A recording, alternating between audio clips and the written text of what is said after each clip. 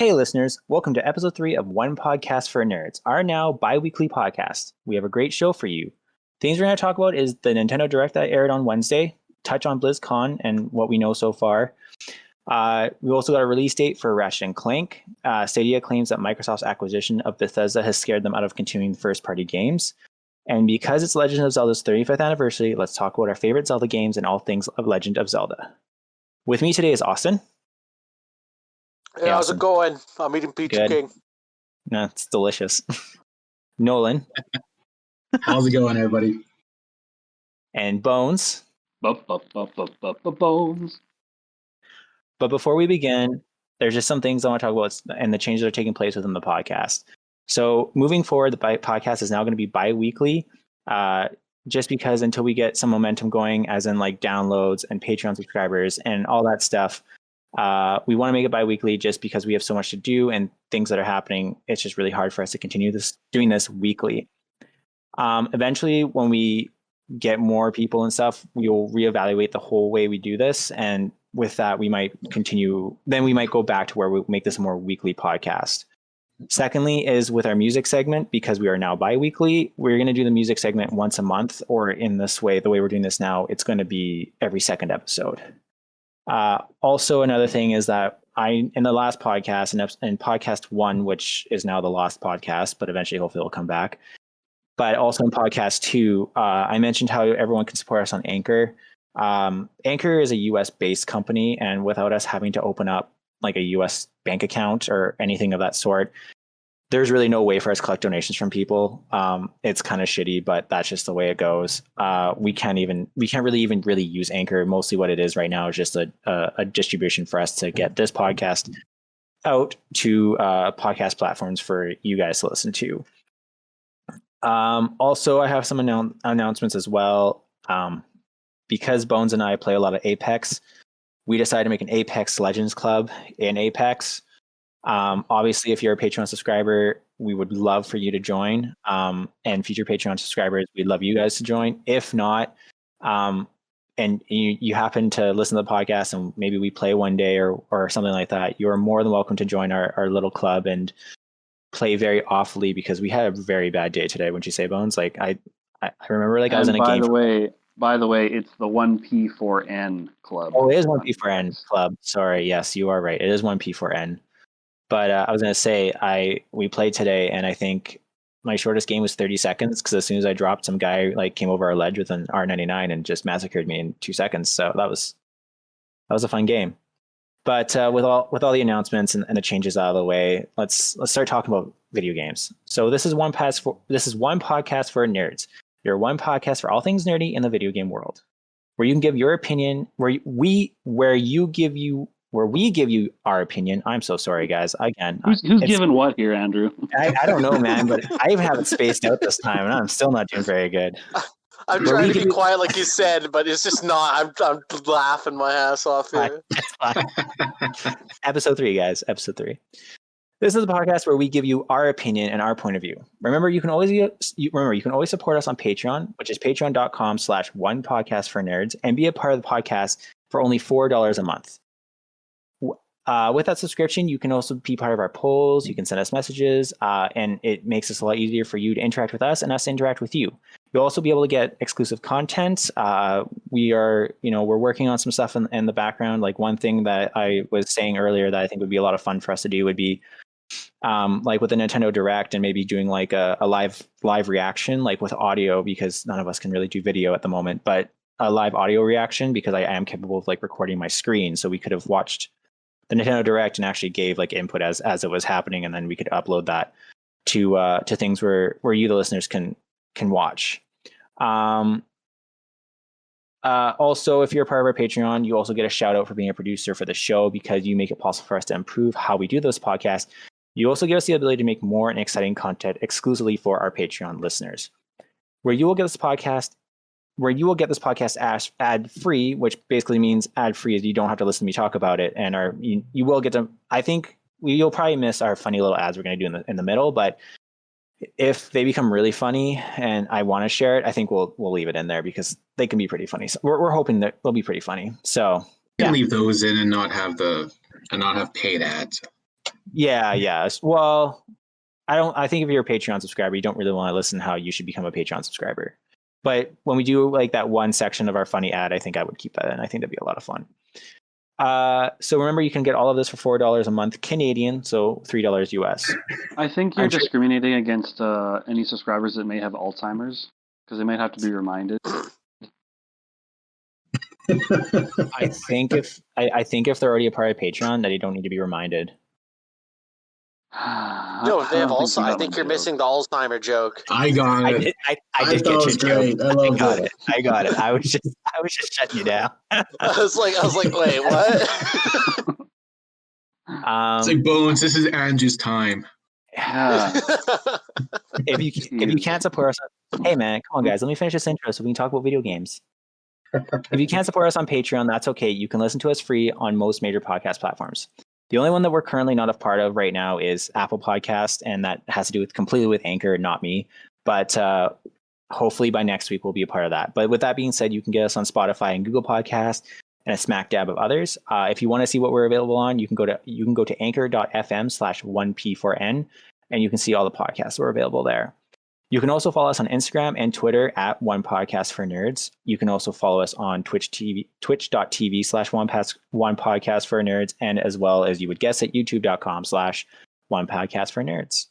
Now, with all of that out of the way and our fun little conversation we just had, let's get to the news. Last Wednesday, we got a Nintendo Direct, everybody. So before we kind of get into it, yay! Before we get into it, hold up. Before we get into it, I just want to get everyone's impression of the overall presentation. So what did you guys all think? Quite lackluster. I was expecting some bigger news, to be honest. There was not a whole lot that really grabbed me. I was expecting something about the Switch Pro. I was expecting something that had to do with The Legend of Zelda other than just the re-release of Skyward Sword. And the stylish new controllers. Oh, yeah. Yeah, that's all fine, but there just wasn't anything big and exciting. Mario Golf. Well, I mean, that's a bit of a Mario stretch Golf, at that point. That was one thing, because with a story mode. Hold up. Hold up. I'm excited about Mario Golf with story mode. We will get into the games. I'm just looking for just like the overall presentation for a 15-minute. So we haven't had a direct since September 2019. It's also one of, if not the longest direct ever put out. It's like an E3 direct. Some people have an equivalent, compared it to. So Austin, what did you think overall of the direct? Well, Nolan pretty much nailed it right on the head for me, but I wouldn't go as far for it as what he was thinking, because the highs that they had there were awesome, man. Like they were really, really good. But there's also stuff like Nolan was saying before, where it's just like, is this even worthy of being in here? I could have saved 5 minutes, kind of thing. So there's stuff that I'm really looking forward to, and others that are, cool. I'm pretty sure somebody out there is excited for it. For sure. And then Bones, I know you don't have a Switch, but you did watch like a fast-paced version of the direct. Yeah. I watched the IGN 6 minute one. That was enough for me. That was enough for me. I like the Zelda controllers. Man, those sure are nice. Ooh. The Mario Golf. That's what I like the golf games, the mini golf games, especially if there's motion controllers involved. Yeah, that's golf. And maybe in the future there'd be a Mario Frisbee. Frisbee golf would be awesome. I'm gonna blow your guys' mind later. After we'll discuss that actually, because that already kind of exists. What? We'll move past that.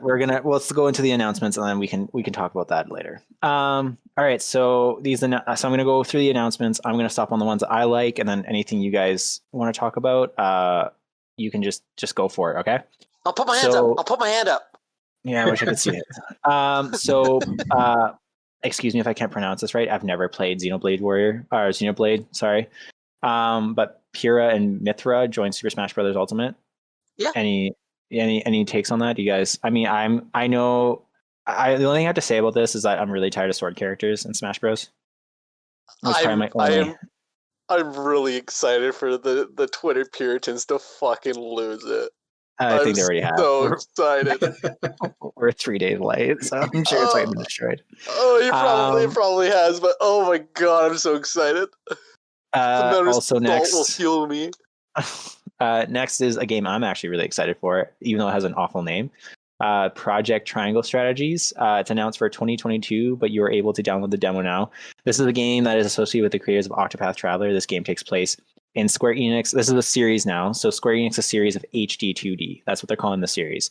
It's done in the same art form as Octopath Traveler. The battle system is a mix of like Final Fantasy Tactics and the original Octopath Traveler. But I would say it has a mix of Fire Emblem, like Three Houses, or just Fire Emblem in general. It has a bit of mix of that. I really like the art form. I think the art's I love the art direction of this game. It's where everything's like your characters are pixelated, but everything else is just really like high def.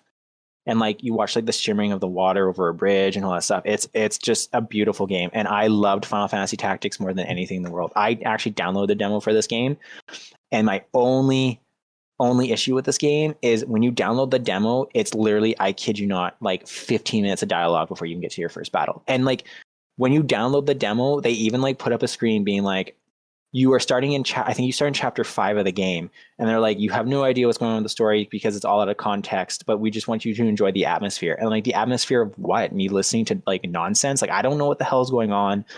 I just want to battle in this game. I don't like, it's like someone says something and then every character needs to agree with that character too, which makes like the dialogue so much longer. And you're just like, hey, not everyone needs to agree. Like one person say, yeah, let's do it, and then just move on. So that's my only strife with this game, is that the dialogue it's a very heavy dialogue game.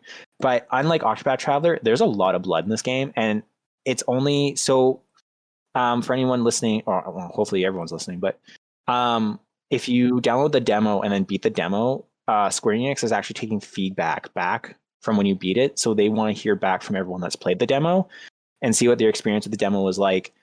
And then you can write in and explain like what you liked, what you didn't like, and all that stuff. And then they take all that into consideration. This is exactly what they did with Octopath Traveler. The name Project Triangle Strategies is awful, and I know everyone's thinking they're going to change it.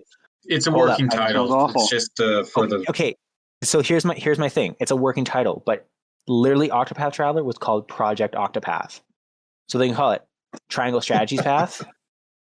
Like, I don't really like the name. To be honest.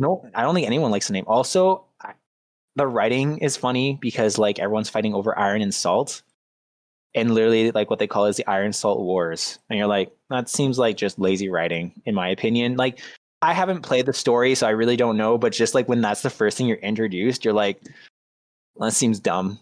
But I just love the battle system, and I'm totally into it for the battle system, and I'm going to thoroughly enjoy it. So, Nolan, have you played it yet?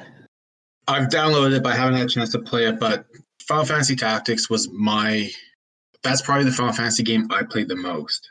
Mm-hmm. I just loved it. I played the game 3 times. And this is one of the 3 things I was actually excited about. I love the artwork because I love the animation, it just reminds me of playing on the SNES and on the PlayStation. It's not... Agreed. It's the kind of retro kind of game look that I like. And I really like the format for the battle system, and I just hope they have a decent story. Yeah, that's actually, I'm with you on that. I do hope the story maybe, like, I kind of hope maybe once the game comes out and we play it, it might make more sense, and maybe the Salt Iron Wars isn't such an awful name once everything's kind of put into context. And there's just more to it than just the chapter 5 that you kind of play through in the game. Up next would be Star Wars Hunters, which is a game by Zynga, which like there's little information about it, but it seems like it's a battle royale. Also, because it's made by Zynga, whatever. I kind of think it's gonna be a mobile game, and maybe that's why it's coming to Switch. Also, I'd like to point out that EA has nothing to do with this, and their license for Star Wars doesn't go up till next year. Jeez. So I'm not really that excited for this. I love Star Wars. I'm not excited for this game personally. I haven't seen anything, but apparently it's done by a new studio. I don't have the studio's name in front of me, but apparently it's made by Zynga's like new studio that they've developed for this game. Not specifically for this game, but this game made by them. Oh yeah. So I don't know. Did you guys watch the Star Wars Hunter trailer? Literally, all it is like it's just smoke and blasters going back and forth, and it just says Star Wars Hunters. Just one lightsaber. And then there's one lightsaber pops up. Oh. Yep, blue. But no, see, for me, do we really need a Star Wars battle royale? Like, well, Battlefront was pretty good. Do we really need it? I mean, no, not an FPS, a battle royale. Well, do we really need one? There's money to it, and I mean, Disney's all about it. So, say what you will, Disney, they do really well. Disney, just come up with some new stuff, please. You're breaking my heart. Fall Guys is coming to Switch, and also because it was announced literally like a minute later, it's also coming to Xbox. We've all played Fall Guys, I imagine. Well, wait, Fall Guys isn't on Xbox? Except for me. No, it was only on PlayStation. What? Yeah, PlayStation PC was all that Fall Guys was on. Now it's coming to Xbox. Oh, I didn't know that. Hyrule Warriors is getting an expansion pass. It's two waves of content, so exactly what they did with Breath of the Wild. It's $20 US. It's coming out May 28th. So I don't play Hyrule Warrior. I'm not into into the Dynasty Warrior games. They're not that great for me. Like I'm just not into it. I mean, it's cool to kind of explore the prequels, like the story before Breath of the Wild. Yeah, but I've read a lot of things, and it feeds people that hunger, but it's not full. Like it's not filling. You know what I mean? Like it's like there's a bit there, but not a lot for people to like walk away being like, oh, this was amazing. Like this really makes the story make sense. It was like snippets of stuff. Huh. So there was that. Ninja Gaiden Master Collection, which will have a remastered Ninja Gaiden Sigma 2, and Ninja Gaiden 3, Razor's Edge. I haven't played any of them. Me and my buddy Ross in high school tried to go Ninja Gaiden on the Xbox 360. Oh, that's all I have to say to that. It was not a fun experience, especially for somebody who was brand new to it, like me. Like Ross kind of knew what he was doing, but for me, man, it was not a good time. It's kind of like a Souls game, isn't it? A little bit. No, it's just. I remembered. Oh, okay. I remember the Ninja Gaiden as being some of the toughest games I played on original Nintendo and Super Nintendo. Which is always a really tough series. I played it on Super Nintendo, and that was my only experience with the series. So, actually, isn't it on the Super Nintendo Mini? I don't have one. I don't know. I have one, and I should know. Yeah, you're kind of letting us down. I'm actually literally looking it up real quick because I am actually. It's actually on the. Sorry, it's on the Nintendo. It's the NES Mini that I have, not the Super Nintendo one. Oh. So yeah, I do have it, but I have the original version. The 8-bit hell. Yeah, actually, you know what? I really like that game. Well, I played that for hours and hours and days that were wasted on that, but yeah, it was hard. Game. It is hard, but it's fun. Super Mario items are coming to Animal Crossing February 25th. So items would be like warp pipes, power-ups, costumes, like goal, finish, like, and when you beat a level, the pole you jump on, goal, I guess. Yeah, but they all look like knockoff versions of Mario. Yeah, well, they're supposed to like fit in the Animal Crossing world, so I think they just kind of have the Animal Crossing like aesthetic. It's so awkward. It does look creepy. I saw some of the Mii's in like Mario and Luigi costume. I'm really upset though that it was a male Mii that walked out of that door and they didn't put on a Princess Peach costume because that would have been revolutionary. That's all I have to say to that. That was actually you had your moment to be woke. Yeah, right. It's like Nintendo... when you like ask for a gift, like a brand name gift, and then you get like a no name or like the knockoff version. I think that's just all Animal Crossing aesthetic. Just everything Animal Crossing looks like a knockoff. Like their like stereos look like knockoffs, and like when I sold my Animal Crossing, I got rid of it. And in one of my rooms, I had like the camera wallpaper, where like your whole wallpaper is just cameras of the island, and you just look like a fucking creep. Like just like come into my soccer room. They should play on it, make it kind of funny. Like Mario's name should be like Margio. Yeah, Luigi's Luidio. Luidio. It's like something's just not quite right about this. And if you don't have a creeper room in your Animal Crossing house, you have a problem, not me. All right. Fair enough. I will say with Animal Crossing, I'm actually really surprised that they didn't make like Yoshi an animal. Like a Yoshi is a character that can come and live on your island. I'd be like as like I think that'd be so cool. He's a Japanese man. Well, no, like it's actually Yoshi because it's animals that come live on your island, right? You have like you're the only human, but you have like a horse and like a fox, and they're all bipeds in the game, right? And so it'd be kind of Yoshi should be a green horse. Yoshi should be a green dinosaur, a lizard, or even if it was just a lizard named Yoshi. I've been pretty. What about a frog? Yoshi's a dinosaur and always will be. Oh yeah. What about a weird toad monster? I don't know if is there a frog in Animal Crossing? I don't know. I never saw a frog. I'm sure there would be. I'm sure there is. Actually, I don't know. I don't know if there's been a frog. In fact, you know what? I'd rather have Bowser come and live in my city than on my island, because then my island has a royalty, not just some random dinosaur. I'm going to move on though. So we have a lot to get through, and I know there's going to be some points we're going to stop. Nintendo 3DS's Miitopia is coming to Switch. I'm not at all excited. I've never played Miitopia, and it's not on nothing I enjoy personally. And sorry if you would enjoy that, it's just not a game for me. Outer Wilds is coming to Switch as well. Does anyone play Outer Wilds? Outer Wilds, I hate you. Oh, I thought it was Outer Worlds. I was excited. Outer Worlds is on Switch. Yeah, this is Outer. Have you ever played Outer Wilds? No. Even the first time I heard it, I literally thought you said Outer Worlds. No, this was actually a big issue. Really? This was an issue because they came out the same year, so no one could ever get the names. They always got the names confused. But basically, Outer Wilds is like the sun's about to explode. So the universe is about to end in 20 minutes.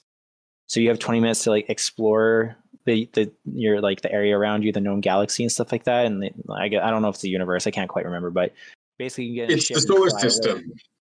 Yeah, and you can go and explore like all around. You have 20 minutes to do it, then everything ends, and then you start all over again. Like it's like Groundhog Day, like the movie. Yeah, no. And you gotta like kind of find like I think eventually you find out why it's ending, and then I don't know if that's how you beat the game or not, but it was a really cool concept when it came out. I just haven't played it. That's a lot of ground to cover in 20 minutes. But that's the idea, is that every time you start over, you go somewhere else, right? But you have all the information and everything that you gathered previously. It's that constant time loop, like Groundhog Day. Which Groundhog Day is my number 2 greatest movie of all time. I love that movie. Moving on. It's a good movie. I wouldn't throw it up that high, but it's number 2 with Bill Murray. Oh, I love it. Moving on again. We have two Famicom Detective Club games coming to Switch. Missing Air and Girl Who Stands Behind. I am not at all interested. I'm sure people who are like, I'm sure there are people interested in this. I just am not. Anyone watch this or see the trailer for it? No, I went to the bathroom on that one. That's fair. I think that's fair.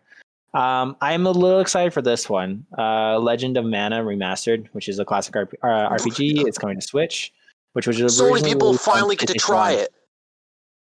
No. Yeah, originally released on PlayStation 1. It was the latest remaster in the Mana series. Oh, I'm so excited. This is like, we're talking about the tippy top of the motherfucking A-list of RPGs right here. Did you ever play Secrets of Mana or Trials of Mana? Oh, yeah. Yeah, okay. Yeah. I played Secret of Mana, and was Legend of Mana the sequel to that? They're not really correlated. They're just kind of they're like a part of a series, but in the sense that like Final Fantasy is a part of the series. Yeah. Yeah. Because I played both on the Super Nintendo. Because there's Secrets of Mana, Secrets of Mana, I think there was 2 or 3 games for Secrets of Mana, wasn't there? Or was that Trials of Mana, there were 2 or 3 games? Secret of Mana, there was 1 on the Super Nintendo. So I think it was Trials of Mana, had 3 games with it. So that was a sequel, but these are kind of they're part of the same universe, but not the same story. Gotcha. So I think that's the best way I can describe that.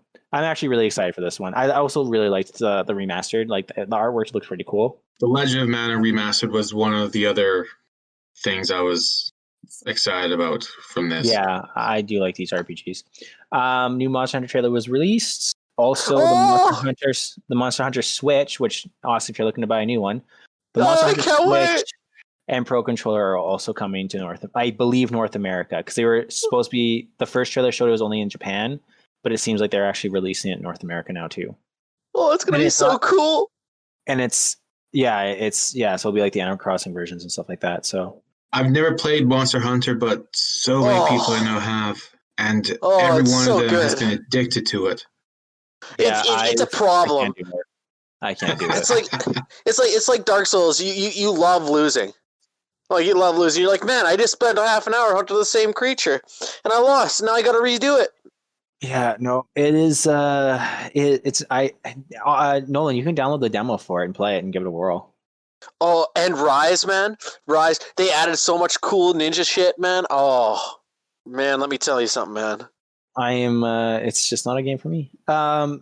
Tales from the Borderlands is coming, which is a Telltale game. Yeah. Yeah.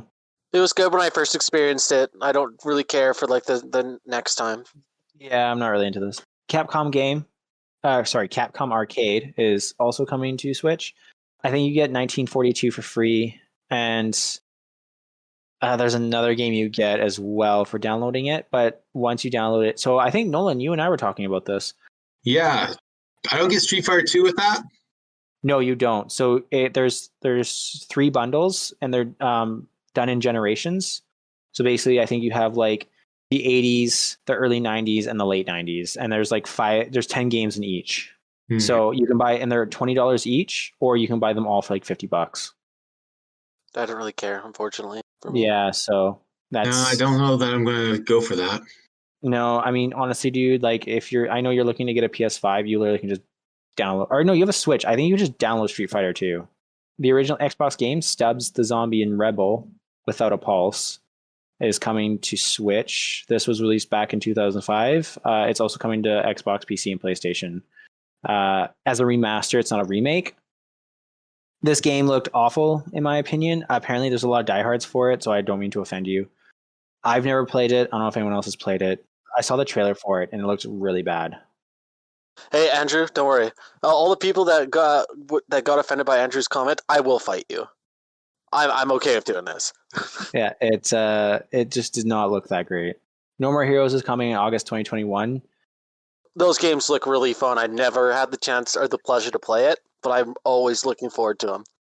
I've never been interested. I think they look cool. I've never felt the urge to play it. I was going to say, I just never had the option of playing it, right? Because every time I had the console, the Wii for 2 and everything like that, yeah, I just never had the chance to buy. I never had the money at the time. But I've always, every single time I walk through the store and I see one of the games, I always just stop and I look at it and I'm like, man, it looks fun. Apparently there's aliens in this one, so that's a change in the genre, that change in the storyline. It's never, I guess has never had aliens in it. So watching the trailer for that was kind of funny, actually. Okay, this game, I'm gonna outright say it looks awful, but Neon White, you are an assassin of demons in heaven. I literally have called this an FPCB, first person card battle game. It looked not that fun. So I don't know. Did you guys watch the trailer for it? Did you guys see it? Okay, so you're you're a demon that heaven has called, that has hired you as an assassin, and you're going through heaven to kill all the demons in heaven. And you get a deck of cards, and you are playing cards, and it just looks so fast paced. it didn't really explain anything. So like, I don't know how the card system works. Like, where the cards that you use go, how do you get more cards? Like, can you bring those cards back? Like, do combos work? Like, nothing was really explained. It just looked bad. It didn't look that great. Like, I love Slay the Spire. I think that game's amazing. We're going to touch on a little bit on Hearthstone, which I think I actually might try just because, like, again, we'll get into it later, but I might try Hearthstone. It just didn't look that great. Nolan, if you're listening, this is for you, for your kids. DC Superhero Girls Teen Power for Nintendo Switch is coming June 4th, 2021. So you're a bunch of teen girls. You can be like Batgirl and Catwoman and whatever. And like, I think I bought for my niece once, like those like, I don't know what they're called, but there's like some dolls you could buy that came in superhero costumes. I don't remember what they're called. I know those. Yeah, I've seen them. My kids aren't interested in that. My girls are more, they're going to be more interested in something with blood. My youngest will probably love Mortal Kombat just for the blood. She'd laugh her head off at that. Well, I would be a little worried if dead animals start showing up in your house. I was about to say, that sounds like a psychopath. She thought Return of the Jedi was the funniest movie ever and laughed hysterically when Vader threw Palpatine down the shaft. She loved it. Yeah, she hasn't thrown anyone down the slide or something like that? Not yet. So we have Plants vs. Zombies Battle for Neighborhoodville Complete Edition coming for Switch March 9th, 2021. They're a surprisingly competent shooter. They're really good. There's a surprisingly competent third-person shooter. They're almost like, and like the second one was almost more heroes, like a hero shooter, almost like Overwatch kind of style, where the zombies and the plants all had different abilities. It was really cool. I thought Plant vs. Zombies was one of those tower defense games. That's the original one. These games that come out for the consoles, they're like a third-person shooter. Okay. Knockout City, which is it's a kid-friendly game. It's a dodgeball battle royale. Mm-hmm. It was created by the same devs who did Mario Kart Live Home Circuit. Is Coach O'Houlihan in the training? Dodgeball reference. It's a good movie. If you can dodge a wrench... don't throw a ball, throw a wrench? If you can dodge a wrench, you can dodge a ball. Dodge a ball, dodge a wrench. Right, yeah. Disappointed. Oh, okay.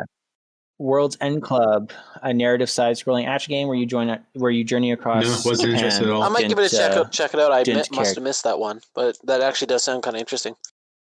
Bravely Default 2 will be available April 15th, 2021. I did download the demo for this. No, I haven't played it yet. Never heard of it. I haven't played the first one either. Anybody? Nolan, you should download a demo. I think you might. This game might be a game you might like. Did Nolan leave? What? He left to play the game. Oh, he left. Moving on, we have Saga Frontier Remastered. I've already forgotten about that. I remember watching this actually, so I don't know if anyone saw it. Yeah, I don't even know what it is. So we'll move on. Obviously, it wasn't anything that stuck with me. Apex Legends is coming to Switch March 19th, 2021. I am very excited. You guys Nolan, you can download it and be a part of our club 1P4N. It's a good club. It's a cross-platform game, so you can play with me and Jonah. I'll start killing you guys. Yeah, Nolan. Ghosts and Goblins Resurrection coming February 25th, 2021. I hated all the Ghosts and Goblins. They were impossible, and I just hated it. Running around throwing that many lances, it was stupid. Oh my god. I do like how he gets naked, though. At least they kept that in, which I thought was funny. Yeah, he's like completely naked. I think. Hell yeah.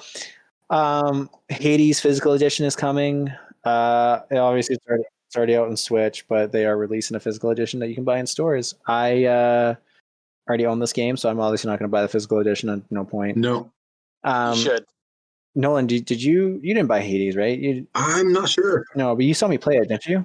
I thought I showed it to you. It's not like when you're in hell and you're like, it's like a roguelike, you're in hell and you're trying to break out. I'll look it up.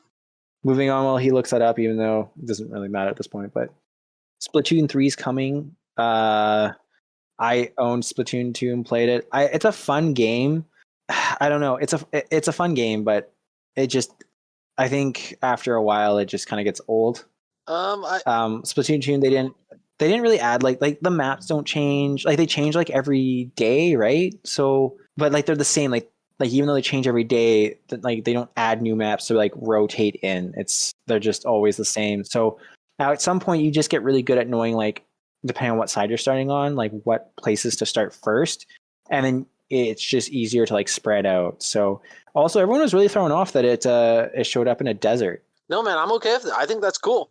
Well, do you know why it's a desert though? No, because isn't the Splatoon universe set after like this apocalypse event coming up? Yeah. Right, yeah. So because that's the Eiffel Tower that was upside down. Lastly, we have Skyward Sword HD, which I don't even want to talk about it, but we'll talk about it. Sir, when he shows up and he's just like, I know you guys expect me to talk about Breath of the Wild 2, but no, we'll talk about it later this year. Instead, here's Skyward Sword HD. Thanks, man. Here's a big middle finger. Yeah, like, I don't know. For Zelda's 35th anniversary, I was expecting a lot more. Actually, you know what's funny is I even looked it up, and like back on like the GameCube, they even released like Ocarina of Time, Majora's Mask, A Link to the Past, and Four Swords, I believe, all on one disc for the GameCube. But the only way you got it was if you bought Mario Kart Double Dash. So that was really shitty. But with that though, they did the new Joy-Cons, the Hyrulean Shield and Master Sword design, which Bones is very excited for. So stylish, so blue. So yeah, there's no Metroid Prime 4, no mention of it whatsoever. A new Prime game would be even better. It's also Metroid's 35th anniversary this year. So, if I get that Prime collection, I'll be pretty happy. But, Oh, one more thing about this Direct, too, is that it said that it was only going to show the first half of 2021, but there was actually stuff in there for 2022. So let's just point out that they lied to us. I just wanted to point that out. No real thing. Yeah, but one more. Oh, sorry. And I actually totally forgot to talk about one game because when I was writing this list, I kept the major things at the end. And I forgot one. Mario Golf, Super Rush. Oh, I'm so excited! I'm looking forward to that. So, I don't know if you guys know this or not. The last Mario Golf game came out on the fucking GameCube. No, actually, the last Mario Golf game came out on 3DS. 3DS was the last Mario Golf game. There was one on the 3DS? Yeah, I have it. I would have loved that. It was actually one of the... That was the thing. It actually was apparently one of the best ones. I didn't know that, but yeah, there's also one for the Game Boy as well. The Game Boy, the Game Boy. The Game Boy came out before Game Boy Advance. Game Boy Advance. So the Game Boy came out way before the GameCube, but no, there's one for Game Boy Advance too, and I had that one, and that one was also really good. Surprisingly, for what it was, like for how much graphics that thing could hold, it was actually a really fun game. I lost it. I have no idea where it went. It was a sad time. Yes, I am also very excited for Mario Golf. Probably one of my I really like Mario Tennis, but I didn't get aces because it was a very empty game. I do like Mario Golf for like the RPG storyline. I do like the whole speed golf in it. I think it will be so much fun. Absolutely. And I just like playing Mario Golf. But I think once we can get back together and we can all hang out, I'd love to play Speed Rush with everybody. Yep. Or Speed Golf. It's like a mix of Mario Golf and Mario Kart. I'm kind of pissed I can't play Shy Guy. Actually, do we know all the characters that will be available? They better have Shy Guy, otherwise I don't know. They might have Shy Guy. I honestly don't know. I'm gonna be pissed if they don't. But yeah, I'm super excited for I love Mario Golf. I know it was a very heavily wanted game, but the developers haven't been working on anything since Aces. Or no, it wouldn't be Aces. It would be Mario and Sonic at the Tokyo Olympics, I think. Would have been the last game they worked on. So, and that was probably a different team, I guess, because that game comes out every 4 years. But yeah, I don't know. So I'm excited for this one though.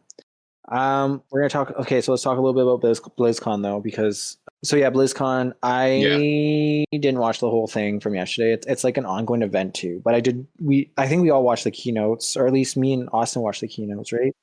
Yeah.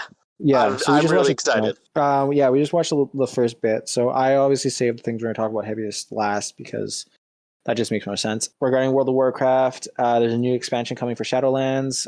It's called Change of Domination. This is where players will delve into the depths of Jowler's hopeless domain, seeking to understand the true nature of his Malignant Plans. It's Into a really the Maw. Weird name. Into the Maw. Yeah, no. It's a really weird. Malignant Plans is a very weird word to put in there for a description. It is, but the thing that you left out is in the trailer. They have our sweet young boy Anduin, the good-hearted king of Stormwind. He is now fucking Arthas 2.0. He's a Death Knight, dude. Honestly, dude, World of Warcraft has not gotten up my feng shui. Oh, bro, man, it's cool. I'm excited. No, I tried it. I've played it. I've just never got like this. Like I didn't play the expansions enough to get into the story. Like, so WoW Classic is bringing back Burning Crusade. I think that was literally the last game I played. Oh, see, I can't stand MMOs, but I love the story of the World of Warcraft, so I kept up with it, even though I hate playing the game. Oh, really? Yeah. No, I can't stand playing it, but I love the story. It's just, I don't know, man. It's that game is again, like I know, like I'm not gonna lie, if we had like a lot of followers and listeners, I'd probably get flack for this, but that's why I'm okay saying this now. It's so repetitive. Yeah, I couldn't get into it. I tried it, but I just World of Warcraft is repetitive. Like I find like it's like go kill this, go kill 5 of these, go gather this. Go kill this boss or go get this thing or go deliver this note. And like when it's like those plans where you have to go like deliver something, it's like you literally have to go so far to get somewhere to deliver a note and then go all the way back for that that quest completion. And it's just because like you can't fly back. I don't know. I just find that game really repetitive. So I don't know how to break this to you, Andrew, but all MMOs are boring and repetitive. All you do is fetch quests and kill things. That's the whole point of the game.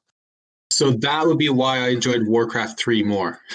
Yeah, because at least you get to build stuff. I don't play. I know. I hate them. Play MMOs like at all. I think World of Warcraft is the only one I gotta do. Overwatch 2, they just mostly just gave up more info on Overwatch 2. There will be 2 more maps. You have New York and Rome. They added weather effects like sandstorms and snow, new enemies, and apparently it says a redesigned look. But you're saying it looks exactly the same. I think by redesigned looks, they did redesigns on the characters.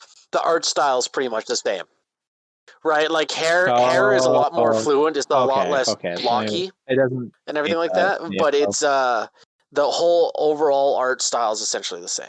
Yeah, I never under Overwatch because I had to pay for it. I played Overwatch and I really like playing the game. Yeah. But sorry to any Overwatch people out there.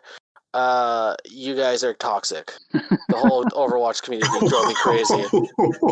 I'd hate to break it to every single one of you, but it's a very you guys are toxic. I'm sorry. Jesus. You scared me away from that game really quickly. We're going to get really into this. Also, that goes for Call of Duty players as well. Super toxic. Hearthstone is moving into the Year of the Griffin. They released new decks. They also are actually... This is actually why I'm debating on getting into Hearthstone is because they're actually giving away... they're giving out free core packs, which I think it consists of like 230 cards. And it's like some of the best cards over like the years of Hearthstone. I thought that'd be kind of cool. I like card games, like I like online card games, but it depends. Like, do I actually have to like buy into this in some shape or form? Like, because I know it's free to download, but how far is it free? I don't know. I just like card they're games. All right as little side quests in some games, like in Final Fantasy VIII, but wasn't a thing for me.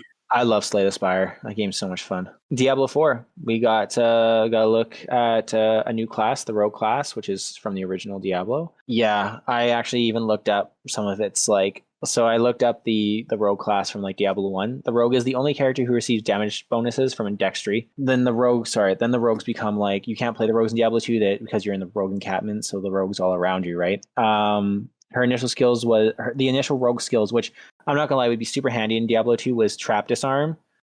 So like basically what that means is she was able, like, when you play Diablo 2 and you go up to like a chest and then you open it and like a fireball comes out. Yeah.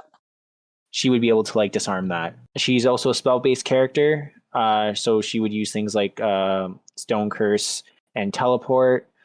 Stone Curse would help the player keep the enemies at a distance to better use like your ranged weapons, and then Teleport was for evasiveness and running away from a fight you couldn't win. I'm looking forward to that. That also being said, we also know of the other 3 because we haven't talked about it. So the other 3 classes that'll be available in Diablo 4 would be the Barbarian, the Sorceress, and the Druid. Oh, I'm really excited for the Druid. So 4 characters so far that are coming to that series. Yeah, there's a few. I am so jacked for that game. You have no idea. I'm really excited for the Druid. Fuck, that game is so good. Oh, man. I haven't watched any of the recent cinematic trailers either. Like, I didn't even know there was more. I just watched the first one, so I think wait, there's more. I think there's like a couple that because like they kind of recapped it in Diablo 4, or sorry, in this keynotes they recapped some of the like some cinematic things I haven't seen. So I was like, oh, there must be more trailers, and I googled it, and it looks like there was like I saw one I haven't seen. I don't know if there's a like few, are they like character no, trailers? Just like story trailer. No, just like game trailers. No, not character trailers.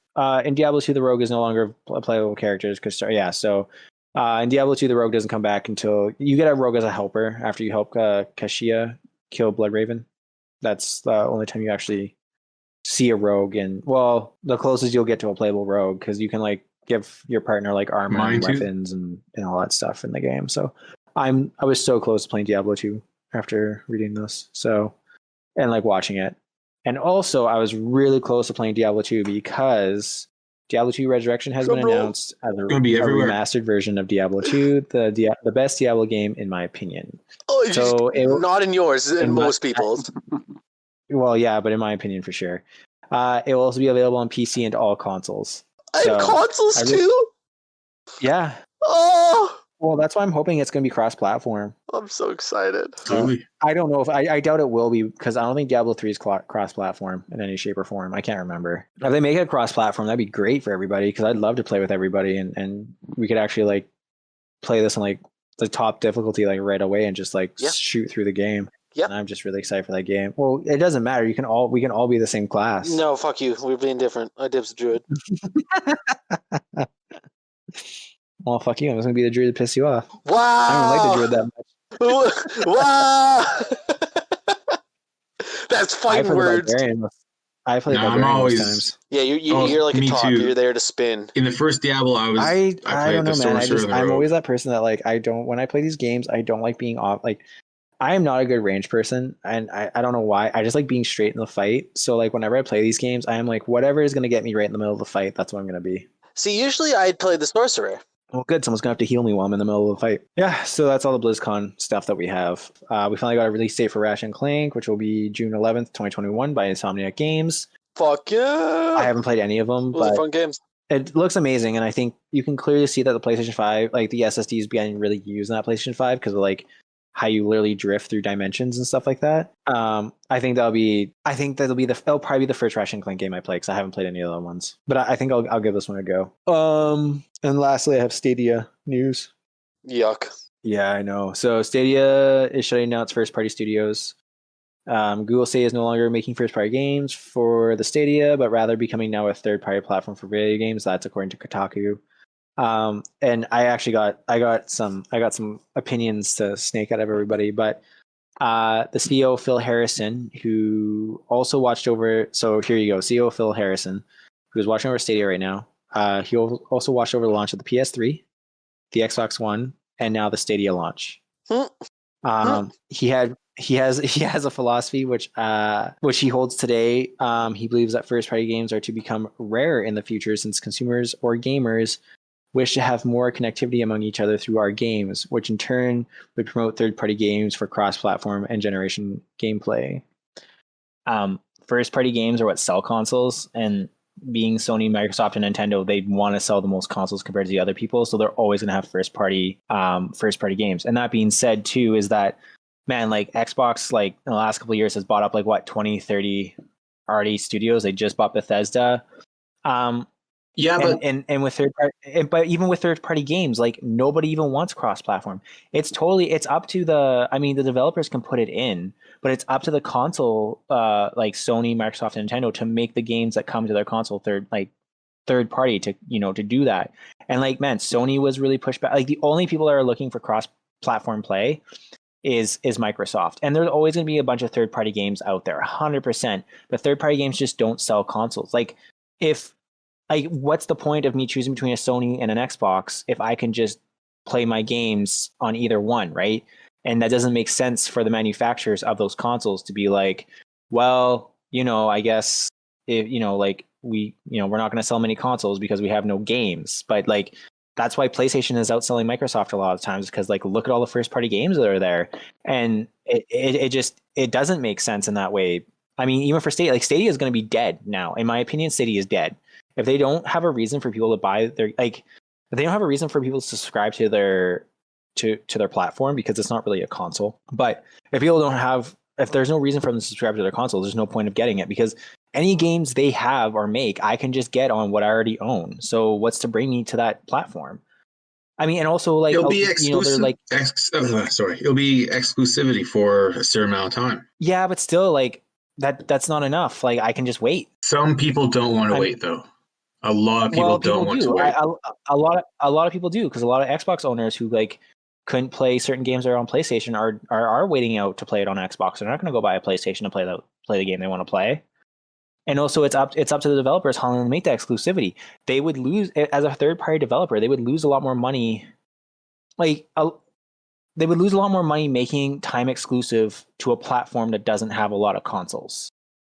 So in turn, think of HD and Blu-ray, how that like kind of worked out, and how like as Blu-ray ended up buying more and more like DVD rights for things, people just ended up going that way. Like, I mean, they were exclusive, but people just ended up going to one way. And let's say they were time exclusive, people still went to that way. So I think, in my opinion, is if everything was third party, whoever is in the lead when third party hits is just going to dominate the industry, and there won't be any competition at that point. I can see a point there, but I'm not sure. It's not in any, there's just no competition, and there's no favorability to the console manufacturers, because there's just no reason for you to sell a console anymore. And time exclusives have been around, and they do work, but not great. They're not great, because whoever already dominates the market's the one who's going to get the time exclusive. I think it'll come down to whether or not the developers, the studios, have more power than the console makers. They don't. No, unless it's like you're talking EA and Ubisoft, or like, I mean, even look at Bethesda. Bethesda was like a conglomerate with like 4 or 5 studios, and Microsoft bought them up. There's more resources for them for being purchased by like Sony or Microsoft. They get more resources into their funding, which means that they can pay their people. They can, there's more money going towards like the creation of the game. Like there's just a lot more resources there. Like as like a starting out developer, you don't have a lot of money to work with. But like if Big Honcho comes up and throws a bunch of cash, like, yeah, you're going to do what you can with it. And then you're obviously going to make your games exclusively for them, because they're the one backing you up. And that's why Sony and Microsoft are buying first party studios. Actually, Nintendo just bought a studio in Vancouver. Oh, did they? Features of like a new game to sell consoles. Like look how much they marketed the new Spider-Man game to sell the PS5 with the higher frame rate and everything. Well, that can also be said for third party too. Like, because you can think back of Cyberpunk 2077 and Xbox, where in close marketing partnership for that, right? But no, you're right. Like, if you can do a first party game for your flagship console, like, or you can do a flagship game for your console, like on release date, that will dictate how many consoles you're going to sell. It's not as lucrative. It's more lucrative to do first party than it is to do third party for anybody. And there's no way those people there's no way console manufacturers like Sony, Microsoft, Nintendo would give that up. There's just no way. That being said, there are a lot of people that want cross-platform games, and they are coming, and that will be a thing where like third party developers are trying to make more and more cross-platform games, and Sony and Microsoft and Nintendo are agreeing more and more to have those cross-platform games. So I think in a way, like both are true, but I don't believe that third-party games will ever outright first-party games. So I could agree with that. That's my take. Yeah, no, I was just about to disagree with Nolan when he took over. Unfortunately, Nolan, I gotta agree with Andrew on this one. He hit the nail right on the head on it, but you got to remember, just because Nintendo has always done their first party titles doesn't mean that Nintendo would be the only ones who will stick with it. Because you got to remember, Sony doesn't want anything to do with any cross platforms at all. This is true, right? Like they don't even like third party assets in their games, right? So like Sony is as Puritan as it gets. Like Nintendo is more willing to share their IPs than Sony is. Yeah, I think God of War, because God of War, Kratos is in Fortnite. I think that was a huge thing. Yeah. I mean, like that doesn't. They don't do that. No, I'm actually waiting for. I mean, you'll never see Nintendo characters in Fortnite, but they don't. Yeah, they don't normally like to share their characters with anybody. So it just works. I actually can't really describe it more than I have. But I also want to point out the fact that, like, man, this guy has looked over like 2 failed launches, PS3 launch. Yep. And the Xbox One launch. Why is this guy still doing this? Like, what is? I just want to say it's a good point. Now he can add another one to his list. Yeah, basically, he's like, I just looked over 3 failed launches. Like, what's next in my life? Though he is credited for some stuff, and like I don't know if it's true, but like Age of Empires is one, and like there's a few other games that he's credited with. So man, like if he's good with video games, just throw him in that, man. Throw him in there. Like don't make him launch your games. Mm-hmm. Throw him under the bridge. Get him out of there. Yeah. All right. That's all I got for news. I don't always have $4, but when I do, I subscribe to this podcast on Patreon. Seeing as it's the 35th anniversary of The Legend of Zelda, I thought I'd talk about The Legend of Zelda a bit. Because I'm into it. It's been 35 years and over 19 titles. The Legend of Zelda is considered by some people to be the greatest series in gaming history. I know, Andrew, you'll disagree. I know you're a Super Mario fan. But I hate you so much. What's that? So I love Zelda. I know you do, but I know how much you love Super Mario. For me, I love Zelda just as much as Mario. No, you can't love both of them, Andrew. I don't know. I don't think you can, man. Yeah, Andrew. No, you have to have a parent. You have to a parent.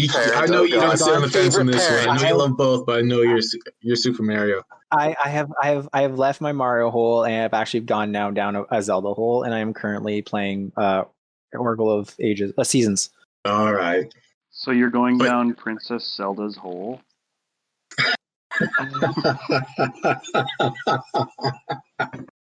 No comment. I'm not gonna even like. I shouldn't have sent you guys that video of. It's her 35th birthday. She's old enough. First off, what a weird conversation trend again, Nolan. Like what's with you in this? Where it's just like going down Zelda's hole, and then you're like, I shouldn't have sent you that video, which I know has nothing to do with that, but like that's the way I took it. No, I can totally agree with that. I had no idea what's going on. It sounded horrible. God damn. If anyone wants to check it on YouTube, it's The Legend of Zelda and Beavis and Butthead. All right. Okay, I saw that, yeah. The thing about The Legend of Zelda was it was one of the biggest and most important innovative games in console history. When Miyamoto was working on Super Mario Brothers, as a little side project, he started working on another game, which the concept of later became The Legend of Zelda. Because he was working on Super Mario, and all the games and all the consoles they're fairly arcade-based in style. So like Super Mario Brothers, you're scrolling left to right. Or if you're playing like 1942, you're going bottom up. Everything was just completely linear. The Legend of Zelda was devised as an anti-Super Mario game. Instead of being linear, Miyamoto wanted a game that allowed you to think and actually explore the game. And sure, there's a story in Super Mario Brothers and all the other games. Every game has a story. He wants something that you can immerse yourself into. As you play it, it feels like you're in a fantasy novel. And that was how he created The Legend of Zelda. Him and a writer, Takashi Tezuka, they came up with it. The other thing that was truly innovative was because of the gameplay and because of everything that you could do, the only way to record your progress was to save it. So before that, all the games were play through, and if you lose all your lives, game over, you start at the beginning again. Or there's some games where you could put a password in. The Legend of Zelda was the first one that allowed you to save your progress. It was the first cartridge that had a battery pack. Huh. So, I have a question. You said that it was a Nintendo, like a Mario killer. Yeah. That's what he intended it to be. Not a Mario killer. It was designed to be the opposite of Super Mario. So instead of being completely linear, okay, it was not linear but exploratory. Yeah. Okay, so like when you said that to me, I kept thinking, because you know how Call of Duty was the Medal of Honor killer, and they designed Battlefront to be the our Battlefield to be the Call of Duty killer. When you said it, when you said it like that, I was like, wait, why would they want to kill their own game? It's from the same. It was company. made by the same guy too. Yeah, I was going to say, why would they do that? But no, I understand. It was just a trick of the ear. No problem. But yeah, Miyamoto wanted players to experience, like, he wanted people to feel like they were an explorer, like the game was an exploration. So you're moving from one with Legend of Zelda, the top-down view of the world. You're moving from one frame to another, but like each frame you could exit to the top or the left or the right or the bottom and go into another frame. So you had a choice there.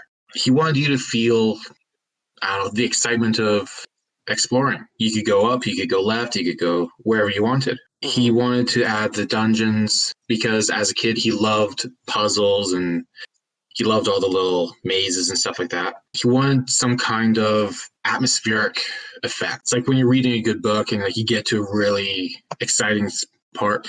That's what the dungeons were meant to be. It was supposed to give like a sense of anxiety and fear. You're scrambling trying to get through this dungeon. You got the enemies coming after you, and you're trying not to get lost. That was his goal because it was unlike anything that was out there. Honestly, I think he achieved that kind of feeling. For anybody here who's gone through a Legend of Zelda water dungeon, they understand. Yeah. It's fucking horrifying. Well, yeah, it's scary. It's just because in Ocarina of Time, that one fucking little hole that's way at the bottom that no one can find to like get you moved on was like the worst thing in the world. I can agree with that. For a video game, especially at that time, like it still had a really straightforward story, just like Super Mario Brothers and other games. Like it's in the Kingdom of Hyrule. Link, he's questing to gather the piece of the Triforce so he can rescue the Princess Zelda from the evil boss, Ganon. It was really simple. It was just that you could play the game over and over and over, and your experience could be different each time. Because you play through once, everything that you've learned from playing through once, when you play through the second time, you can use that knowledge and you could power up one of your gear a little earlier, or you could do things just slightly out of order. Everything's still, you might have to do like dungeons 1, 2, 3, 4, 5, but you might be able to do 1, 2, 4, 3, 5, and that might give you an edge going through. It added a lot more replay value because of the freedom of movement through the game and just the way you could control and experience the journey. He wanted you to feel like you were writing your own story as you're going through it, rather than having the story force-fed to you because you're scrolling left to right. Those basic tenets of that original game, the freedom to explore, the quests and side quests, and improving your equipment, and like building Link up and make him stronger along the way so you become more powerful as you progress. Those are the basic fundamentals of every game in the series. That is how the RPG genre was created. If you look at The Legend of Zelda, if you think of it through like the theory of evolution, The Legend of Zelda was the common ancestor, and from that sprung on consoles the RPG genre that branched off to give you Final Fantasy, Dragon Quest, Dragon Warrior, those, and also the action RPG games, which, like Crystalis, I remember from the original Nintendo. That came out after The Legend of Zelda. So did like Oasis and stuff like that too. Yeah, like an action RPG. Ultima to a point. Like the Legend of Zelda is what started that. What's really funny is during the pre-release testing, players testing the game out, they complained because they were getting lost in the dungeons and they were getting confused about what they were supposed to do next and where they're supposed to go. Because all they'd ever played was a side-scrolling game. They couldn't think for themselves when it came to, like, they just weren't used to having to think about what to do next. So when they complained about how hard and how difficult it was, what Miyamoto did, he took Link's sword away at the beginning of the game, so you had to find it. If you remember, you just the game starts with you on one of those frame map pieces. There's a cave, you go into the cave, and that's where you get your sword. He wanted just out there. Take this. Yeah, he wanted the players to know from the very beginning they were going to have to think for themselves. So you start off, you have nothing, and I have to do something. It's like, let's explore what's in this cave. And that's where you find your sword. And that sets the tone for the rest of the game. I love how, in response to hearing these testers upset about how hard the game was, he's like, you know what? Fuck you, I'll make it harder. That's exactly what he did. He's like, you walk into the next frame above you, you're going to be confronted with an enemy, and you have no way to defend yourself. Yeah. Well, I think that's good, because he had his idea and he wanted it to be like that. He didn't waver. He didn't do anything. He did exactly what he said he was going to do, and I think it really set the game out to stand out. No, absolutely. Because you don't really get stuff like that anymore, man. And I think that's really good. It was the first game that removed the focus of achieving the high score. Like Super Mario Brothers, you're getting points as you go.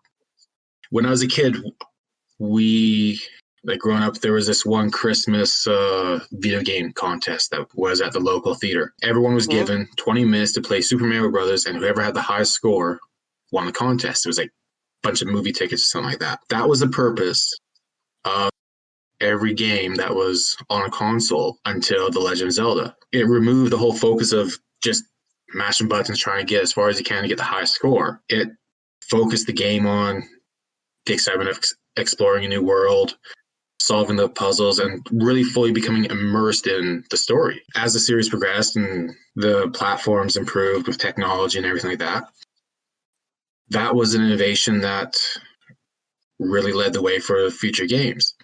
The first battery backed up cartridge, it gave developers a chance to create games that weren't constrained by the lack of being able to save your progress.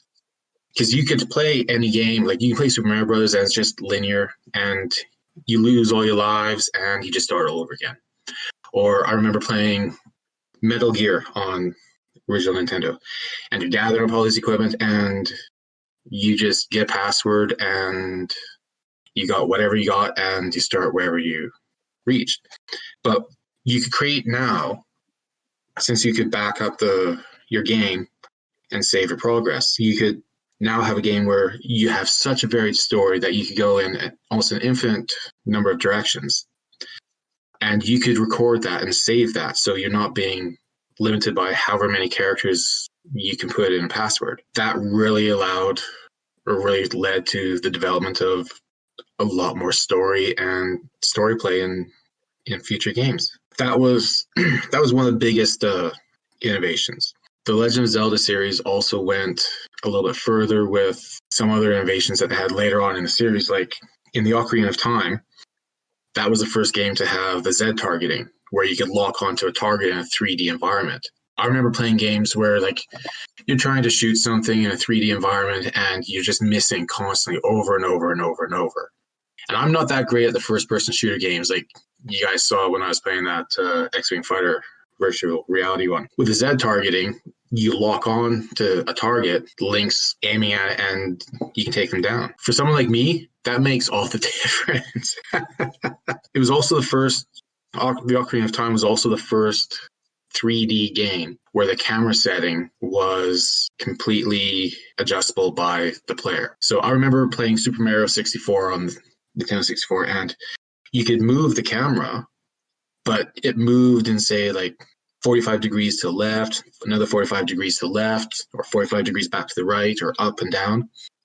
There were set camera angles. The Ocarina of Time was the first one where you could move the camera wherever you wanted, so you could have it to suit whatever preference you wanted for how you're traveling wherever you were in the game. The biggest innovation and the biggest impact that The Legend of Zelda had was really the freedom to explore the world. The original Legend of Zelda was the first. There hasn't been a game yet that allowed you to explore the video game world that you're in to the extent that Breath of the Wild did. That was just eye-opening to gamers and the industry.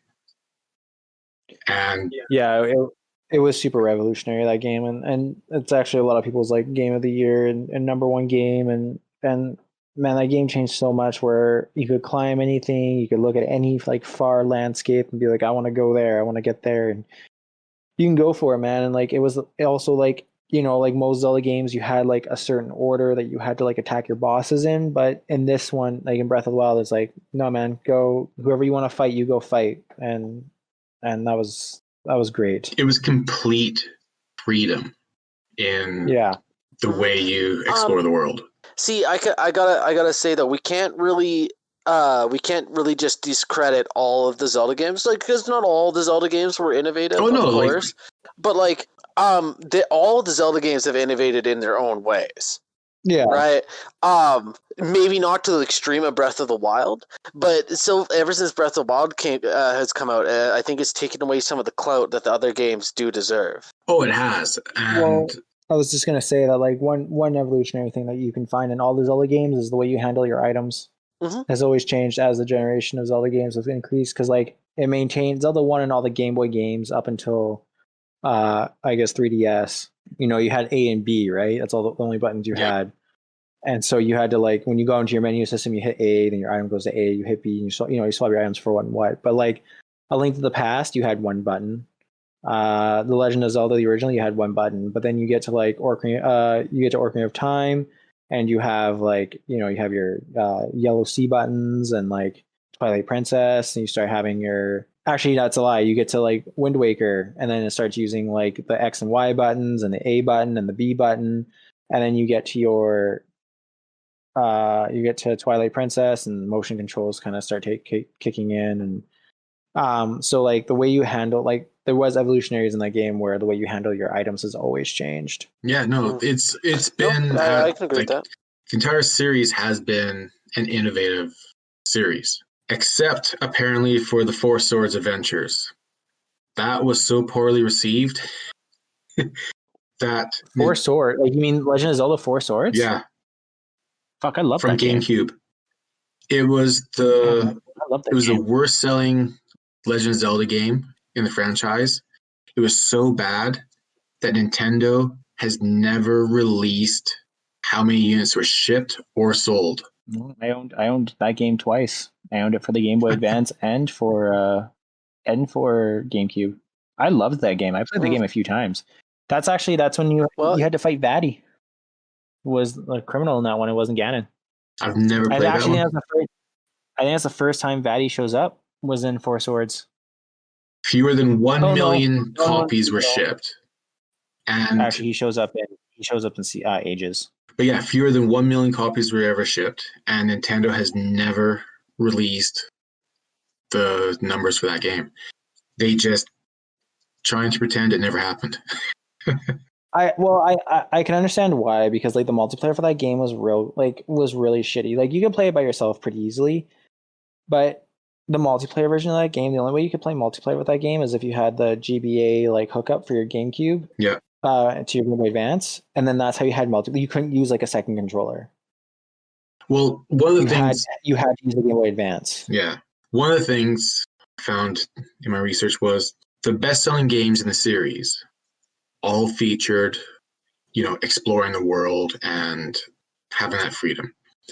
The lowest-selling games were the ones that were focused on something other than the exploration of the world. So where the world and the exploration of it wasn't the driving focal point of the game. Those are the ones that didn't do so well. I've got the numbers.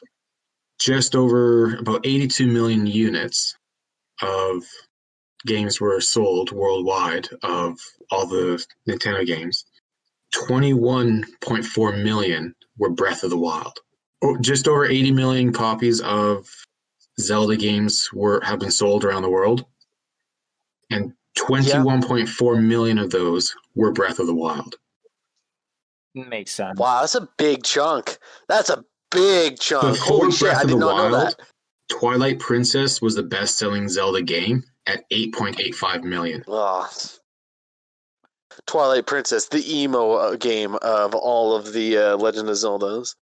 Yeah, but that, I don't know. The redheaded stepchild. That kind of makes sense because, like, you also have to realize that like the Zelda games have been released on like multiple platforms all at the same time, right? And like one, like you have Oracle and Ages, like is that actually like one number, like 3.99? That's for both. Sorry, which one? Oracle Seasons and Ages. You have 3.99 million. Yeah. Is that for both? Yeah, that's for both. Man, that game's so good. But like also, I know a lot of people, like when Wind Waker first came out, a lot of people didn't really like the art style. Yeah, it took until it got put over to the Wii U that it really started to grow on everybody. It started to grow on everybody. So I can also that being said, like with your Wind Waker 2, does that also include like the HD formats and stuff, or is that just the original? I'm not sure. Because that 4.43 million might actually be a lot higher for Wind Waker because they HD'd it and released it on 2 consoles, didn't they? I think they did. I know it's been re-released. And then same for Twilight Princess was re-released as well. And now Skyward Sword. Yeah. Which I will be surprised if Skyward Sword beats like 5 million. I think everyone's so disappointed that the only one on this list I have not played is Spirit Tracks. That's the only game on this list I have not played. On the NDS? Yeah. Well, it does track. That's the only one I've not played. It's actually the direct sequel to Phantom Hourglass. Sorry, go on. I was just curious. But yeah, that's most of what I've got to say about The Legend of Zelda. Like, when I think of Nintendo, the first thing that comes to mind is, of course, Super Mario, and like him jumping on a Goomba and going down a warp pipe. The next thing I think about is Link. And for me, I've always enjoyed the Legend of Zelda games the most. I searched through a number of top 100 lists from this year, and 3 Legend of Zelda games were consistently in the top 25. Breath of the Wild, Ocarina of Time, and the original. A Link to the Past. Oh, really? Yeah, I was going to say, what? Yeah, sorry, A Link to the Past. And like for me, like I was actually going to say, yeah. Go on. Quite often, A Link to the Past is the number one, or is the top game of those 3. I would have thought it was Breath of the Wild, but what is your top 3? A Link to the Past is my favorite. I've got so many, I don't know, like just memories of playing that because I played it so much on the Super Nintendo. Like to me, like I have so many memories wrapped up in that game. Same with The Legend of Zelda, the original. I love that so much. I played that over and over. And then the Ocarina, or the Twilight Princess on the Wii was the next one that I played. And so like I've started Breath of the Wild, but I've started that a couple times, but I get so fucking lost because I don't want to use a guide, and I end up. You shouldn't have to. No, you don't have to, but I just end up lost, and he hasn't played a single Zelda game.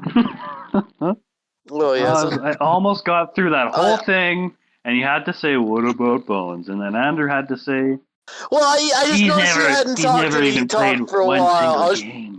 He's a non-Zelda. And you're breathing. I was trying to include you. I'm sorry. I threw you under the bus. You're breathing very hard, the mic, man. It was just because I thought Bones was like asleep. So.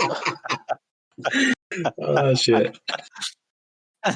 Pass the fuck out. See, I was worried because he wasn't saying anything. So I was like, maybe we should get him in here. But okay, I was in and out. He was breathing so hard in that mic, and I thought he passed out.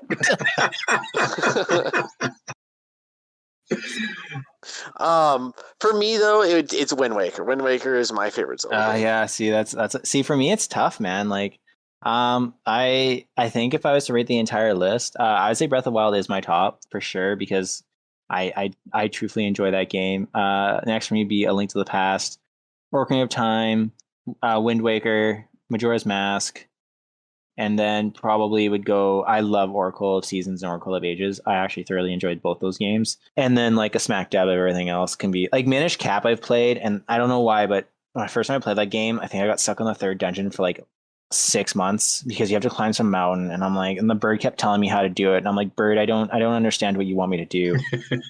And I gave up for 6 months, and I got back to it and I beat it. But I played like Phantom Hourglass, and it's like Phantom Hourglass and Spirit Tracks, they take over the Wind Waker like art style, so you like play the same way. And actually, the one thing I did like about Phantom Hourglass, I did like you actually would be in a boat and you'd like boat around, but what you would do is you take your stylus on the 3DS and you draw like like you would have like obstacles, kind of like a maze almost, I guess. I mean, really light maze, but a maze nonetheless. And you had to like draw a line to where you wanted to go and how you wanted to get to like your next area, and that's how you boat there and stuff. And it was a very intuitive game actually. It was pretty cool.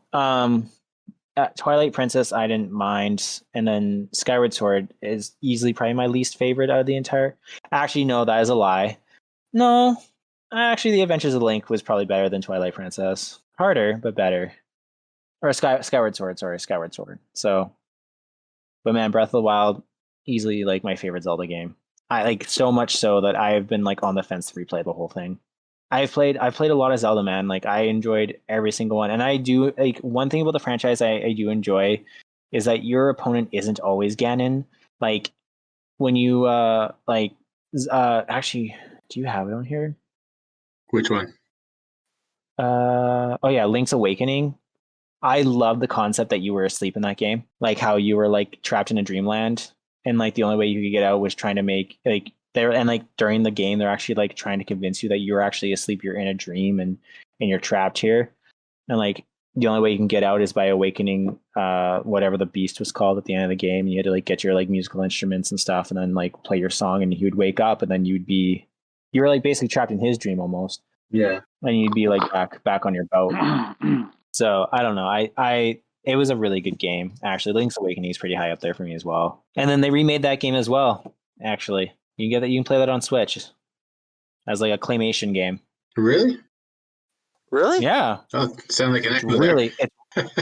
It's a really good game actually. I thoroughly enjoyed it. I beat it in like a week, and then I traded it back in for my $50.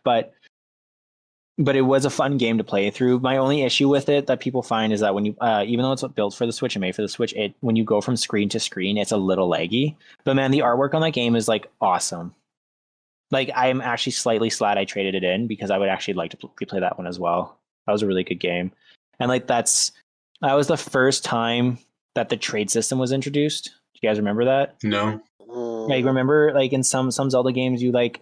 To get certain items, you'd have to like in Ocarina of Time to get like the high-end sword. You had to do like a bunch of trading. You'd, That's right. Get this from this person and get this that. Yeah, Link's Awakening was the first time that like that trade system was introduced, where you would trade like I think it was like someone was like trying to make like or some soup or some alligator was trying to make soup, but he traded you like like you gave him a banana and he traded you dog food, and then you take the dog food, and then like there was this girl who had Chomp Chomps as pets in the game, and I think that was actually the first time a Mario Universe like character was in a Zelda game. So she had pet Chomp Chomps, and then one of them I think you had to give food. The other one was like a bow because she like dressed them all up for pageants and stuff. And so you would trade all these items throughout the game, and then you got like this really good item at the end. And it was actually but it's not necessary. You don't have to do the trades, but definitely help. Like it does make the game like easier if you did the full trades.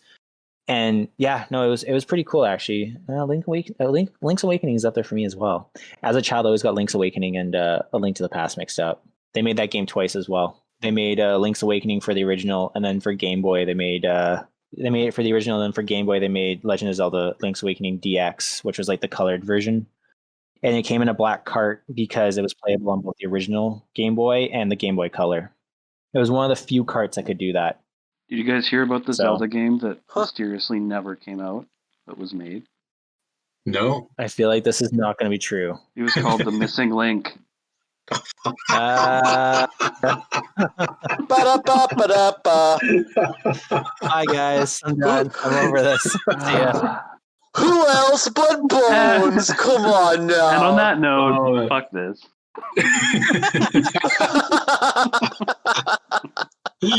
No shit. Oh, that's perfect, man. All right. So, what's everyone playing?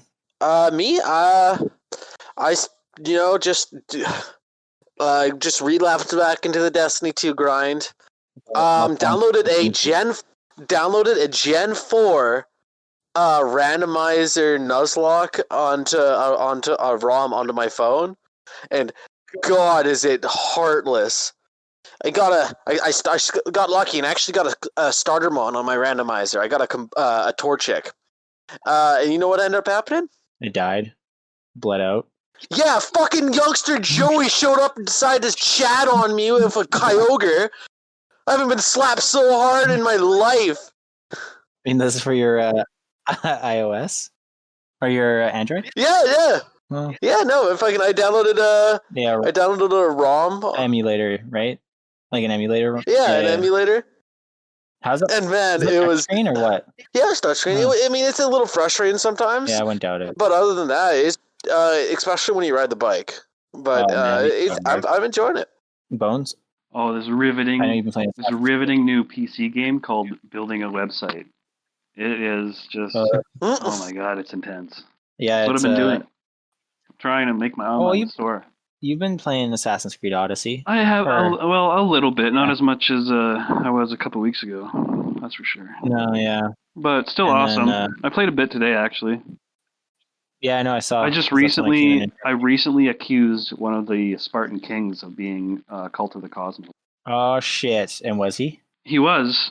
I got the right one, but it didn't go well. I mean, but then I went and killed him and got the proof and brought it back to the other king, and everything's cool now. And Nolan, you been playing any games?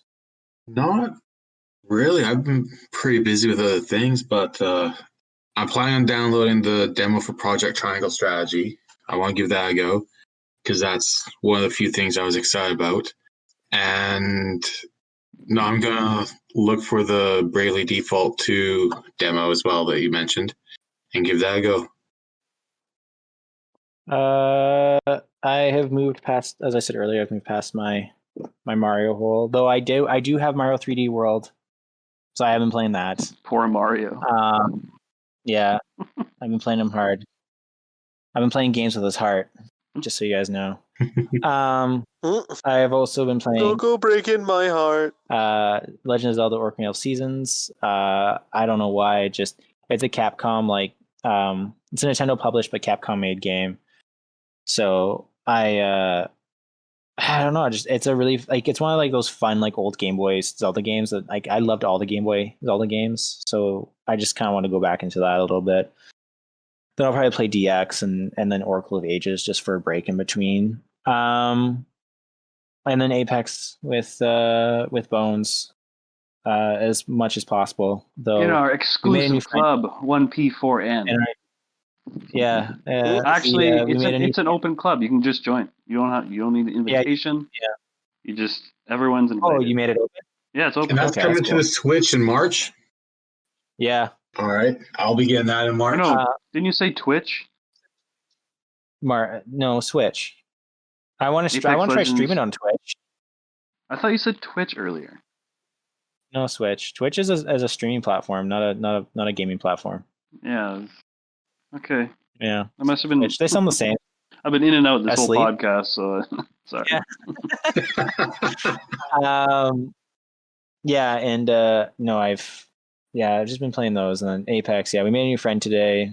No offense to, I don't even remember her name or their name. I assumed it was a girl because it was kind of like a girl name, but I guess no offense to them. Yeah, no offense to them. Yeah, well, they were garbage anyways. They That's a great way to describe a new friend. It's my new friend. She's garbage.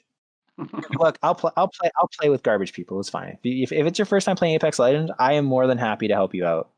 But they did not get more than I think 200 hit points on an enemy, and I'm throwing in the 800s and the 1400s and yeah, because you're kill stealing. All right. No, actually, it's because I'm actually in the fight and they're way back there still looting while I'm enemy, enemy, enemy, enemy, and it takes them I'm dead and they're still looting, and then they slowly make their way over. Well, yeah, no, they don't want to run over there if you're already dead. If you got your ass kicked, they just want to grab your ticket and get the hell out. I'm sitting there stalking people for 5 minutes, waiting for the perfect time to go in for the kill, and I'm look, man, I'm gonna go do some stuff here. There's 2 dudes left, and I'm by myself. Because I don't know what Jonah's doing anymore. No, actually, Jonah was in it. Jonah was in it to win it, but I'm who's always Jonah? in it to win it. Jonah Bones. It's my other personality. I totally black out when I play Apex. Yeah, no, that's what I've been playing. So yeah, I think it's what we've all been up to for the last little while. Sounds like your drink's empty, man. All right. Well, Oh yeah, Streets of Rage. I played a little bit of Streets of Rage. Did you like which one? The Sega Genesis game pack you can buy on the PlayStation Store. The music on that game is pretty awesome. I'm not gonna lie though, a lot of like the old like arcade style games, the music's like pretty awesome. What was the experience? Yeah, it was, right? No, I have Streets of Rage 4 on my PC, which is actually a pretty fun game, and the music's also really good too. So, but yeah, this is I think that's all we got. So thank you for listening to episode 3 of One Podcast for Nerds. Remember, this is a bi-weekly podcast, and as always, please don't forget you can support us on Patreon and follow us on Twitter, Instagram. See what we're up to. All right. Well, bye. Bye. Thanks, listeners. Sayonara. Hey, listeners, don't forget, if you like what you hear, you can support us on Patreon for only $4 a month. And also, you can follow us on Instagram and Twitter.